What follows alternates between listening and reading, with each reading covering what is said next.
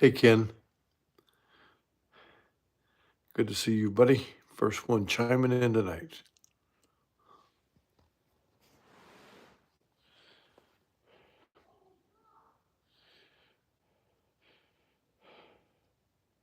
Mark Myers, hi. How you doing, buddy? Yeah, this is the night that I'm expecting. Maybe we won't have as many because a lot of people said they had some things to do tonight. Hey, Trish.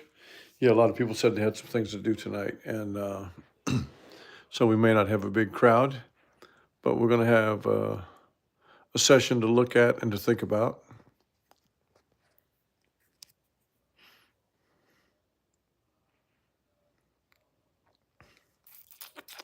Gil, good evening.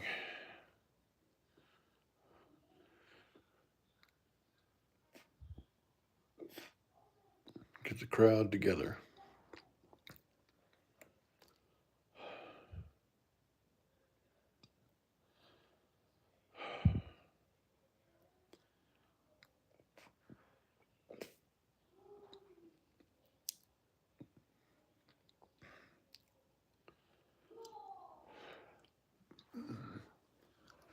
Baccarat,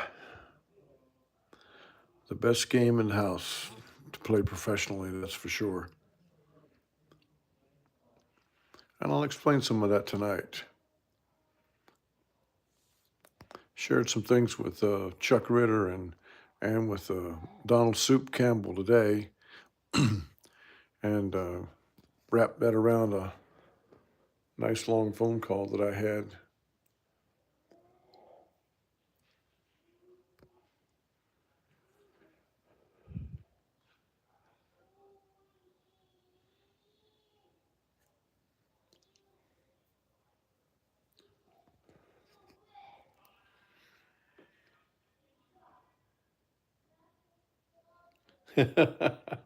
William Latta, I love the sense of humor. Welcome, my friend. So, hey, Gordon. I'm still working on your wire, Gordon. The bank still can't find it, but we have all the information necessary, so we're still working on it. No worries anyway. It's going to be what it's going to be. So I contracted some kind of food poisoning yesterday and staggered through last night and then got progressively worse. And I was reminded of a funny line that a heavyweight champion one time said when a friend called me and asked me how I was doing. And I told him that I felt like I was doing even worse, that I'm not any better. But even in my worst of times, I always have a little sense of humor. And I reminded him that heavyweight champion Max Baer, way back in the day in the 1930s or so, he got sick at a hotel and so badly sick that he was dying and he did die. But he called down to he was known to be a practical jokester and a funny guy always. And you guys may have heard this story, but Max Baer called down to the desk clerk and he said, I feel like I'm dying. Can you please send up a doctor? And the clerk said, I'll send up the house doctor right away. And Max Baer said, hold on a minute. I think you better send up a people doctor. So even in his dying moments, Max Baer still had a sense of humor. So I'm feeling like, don't send me a house doctor right now. Send me a people doctor. The food poison, I think, came from some pomegranate juice. I think it was spoiled or something, and I didn't know it because I didn't eat anything unusual or anything like that. But I suddenly got very ill, and I'm still kind of battling it now, as you can probably hear it in my voice. Energy levels really down. But we're going to get through tonight. I'm glad to have, we got 45 in the house right now. Glad to have everybody here. And so I'm going to step out on the ledge here with a demonstration tonight. Soup Campbell gives me lots of ideas, and he gave me an idea here. And I told him that we would play a little bit tonight and just see how this thing works. Now, the way the game works is one win doesn't mean anything. We have to win every time. And so you've seen me winning over and over and over again. And so I'm very hesitant to change anything, but I'm always open to new things. And so that's what I want. But in our discussion, there was some talk about Baccarat being all luck. It's a 50-50 game, and so it's all luck, and that's why the wise guys don't want to play it. Well, if you dig deeper into that mentality, you can find the flaws right away because the fact that Baccarat is more of a 50-50 game is exactly the reason you should play it because you can make some predictions that the bank is going to win over a period of time. The bank is going to win 50.68% of the time, just under 51, and the player is going to win 49.32, just under 50%. So it is a hair separating those two. And so if you can get on the right side of it, hey JP, if you can get on the right side of it, you can make your money. And since we don't need a whole lot of wins to make our money, that's what we're doing. Now, the people that are opposed to this are the people that have bought into the theory that if you're good enough, you'll win at blackjack. Man, that is the best sales pitch ever because that lets the guy leave at night after losing saying, well, I'm not good enough. I got to count cards better. I got to do this. I got to do that. But I can narrow it down right away and tell you this. The guy that has the 7 and the 4 and he puts out double his money and catches a 3, and then he does it again and catches a 4, and then he does it again and he catches a 10. He high fives everyone and proudly proclaims how smart he is, when actually, as you know, it was all luck. That card could have been anything. He's not counting cards, and even if you were counting them, you can't count them down to one individual card. But the biggest con that the casino ever sold anybody was that blackjack was the game to play because if you're smart enough and if you're good enough, you're going to win. And that way, any loss that you have, you just blame yourself. And I would advise everybody, if you ever play blackjack, play it for fun. I'm a card counter, and I still don't play it because I just don't think. Now, I don't think it's important to count cards in Baccarat because we don't have any intention of playing that many hands. But there are some places use 6 decks, some places use 8. There could be some advantage to counting cards because of the values of the high cards. The difference is you're still going to be guessing because you don't get to say take a card or not. And so that's why the card counting in Baccarat is a little bit academic. It's a predictable nature, yes, but you don't know which cards you're going to get. You don't know which cards he's going to get, and you don't even get to select a card or anything. Hey, Chuck. So I'm going to do this tonight, and I'll let Soup Campbell get back to me and tell me what he thinks about it. We'll do it for $50, and I'll explain it as we go. But essentially, what it is after 2 straight losses, he sits out a hand. After a win, he sits out a hand. Sitting out a hand, you sit out until the chop happens, until it goes to the other side. So it could be just one hand, but it's pardon me, I am struggling, but it is it's worth looking into, even for player odds for banker, the upside down.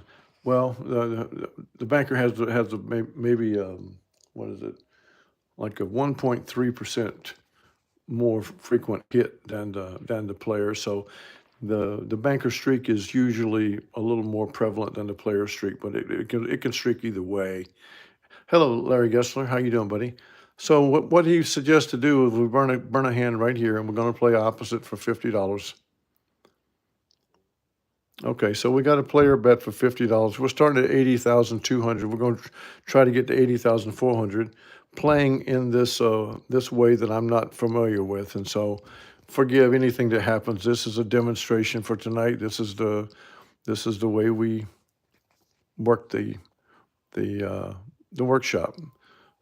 So there's an add 2 units to it. Okay, so that's 2 losses. We were at $100. I think is what we bet. So now he's saying no bet burn hand. and it did chop over. So he's saying go back over, and we're going to go to 3 units, which is what we ordinarily do. And we switched over to the banker. And with the tie, we're going to rebet. I'm rusty on this because I'm not feeling well, and I'm also rusty on this because I've not done it before. But we got back to even there. So that's our money back. Actually, we're $7 less because of the commission. So he says that's a banker win. So he says we're going to burn a hand now until we get a chop. And we did not get one, so we got to do it again. And we got it there. So went over to the player. We're going to come to the banker now with a $50 bet. Banker for 50. Now we'll go to banker for 100. This isn't working out so well. So we were at banker for 100. We're going to do a no bet. We've got 2 straight losses.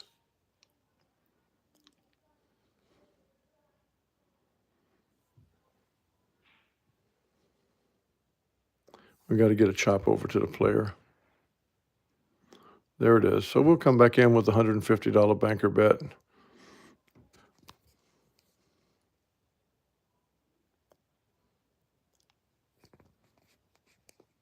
And we are going to go up. I got to go up 4 units here. I should have probably done that before. Okay, well, we'll go up 4 units here. 4 units of 50.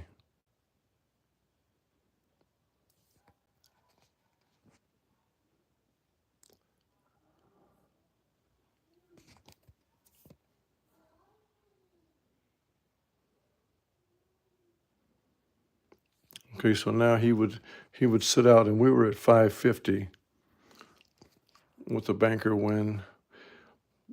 One of the things that I'm probably doing this wrong, and I'm probably going to need Soup to correct me, because if I wait for the chop here, I'm going to stay on banker because the chop's going to go over to the player, and I don't like doing that. I don't like staying like that. So let's just go. Let's just press onward with it, and I'll review it with Soup later. So that was a 550 bet. So let's go to 475. Whoops. 4, 7. Well, Harold. None of this matters anyway. This was just a test, and I hadn't tested it out before, and I didn't even like 475 is 675. So I may just scrap this whole thing because I didn't realize that that I didn't like that way of the chop leads me back to where I was. So anyway, we're ahead right here for the night. So I'm going to, we managed to get all the money back, actually, because Dell Bear will save a fool who is playing right now, a fool. So the Dell Bear did save it. So we can go on and play the banker for 50 here. See if we can make a little money, and then I'm going to call it a quits.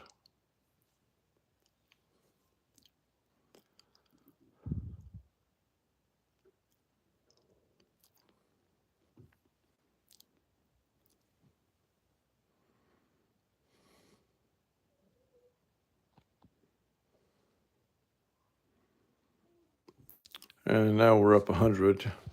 So I would go back over to the player for 50.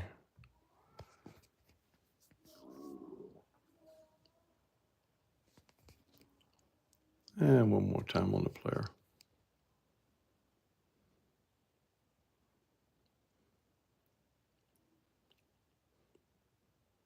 And that's good. It's up to 356. So thank you very much. I'm going to look at it again because I probably didn't do enough studying on what Soup had given me, because right away I saw the glaring thing that I didn't like. And I think if I'd been looking at it correctly and what he sent to me, but when you don't have communications, all you have is an email and a spreadsheet. You can sometimes get things wrong, but I do. You guys that you've been playing this for a long time, I appreciate the recommendations you have, and I want to look at them very closely. But I do feel good about what we have. What we have is based largely around a short session. And that's what I've been having. And I'm hoping for another short session tomorrow night. I'm hoping to be on my feet enough to go and do it. So I don't want to be calling for a house doctor from some hotel somewhere. But so anyway, thank you all for joining, and I will be coming back to you on Saturday night with a report on the outing that we have.